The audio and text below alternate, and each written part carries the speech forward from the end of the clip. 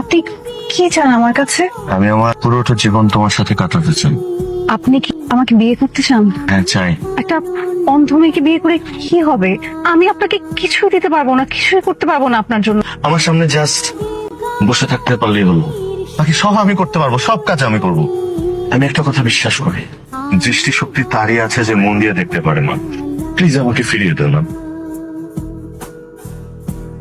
কালি বাবাকে নিয়ে আসুন। মাশাল্লাহ মাশাল্লাহ, মেয়ে তো খুবই সুন্দর, আমার ছেলের পছন্দ আছে। কি নাম তোমার মা?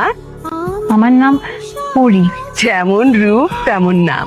রান্না বান্না জানো? ভাই সাহেব, আমার মেয়ে কখনোই রান্না বান্না করেনি, ওকে দিয়ে কখনোই আমি সংসারে কাজ করাই নাই।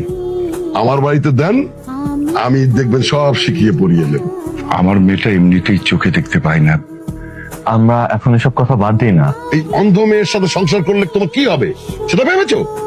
তুমি তো আমাকে, তোমার মাকে এটা বলতে পারতে যে তুমি একটা অন্ধ মেয়েকে বিয়ে করবে। শুধু তোমাদেরকে ভালোভাবে দেখানোর জন্যই নিয়ে এসেছিলাম। কোন অন্ধ মেয়েকে আমি আমার পুত্রবধূ হিসেবে গ্রহণ করব না।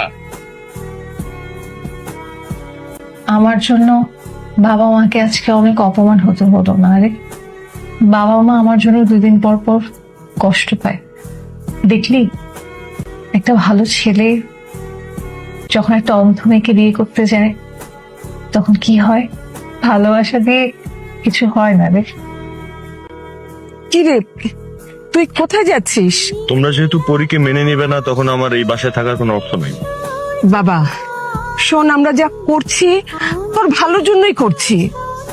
আমি না কোনো ভালো মন্দ বুঝতে চাই না মা, তুমি বাবাকে বোঝাও। মেয়েটাকে ভীষণ ভালোবাসি, পরী খুব ভালো মেয়ে। আবির মেয়েটা অন্ধ। তাতে কি হয়েছে বাবা? একটা মানুষের কি শারীরিক সমস্যা থাকতে পারে না? পৃথিবীতে কি শারীরিক সমস্যা নিয়ে অন্য কোনো মানুষ নেই, বেঁচে নেই?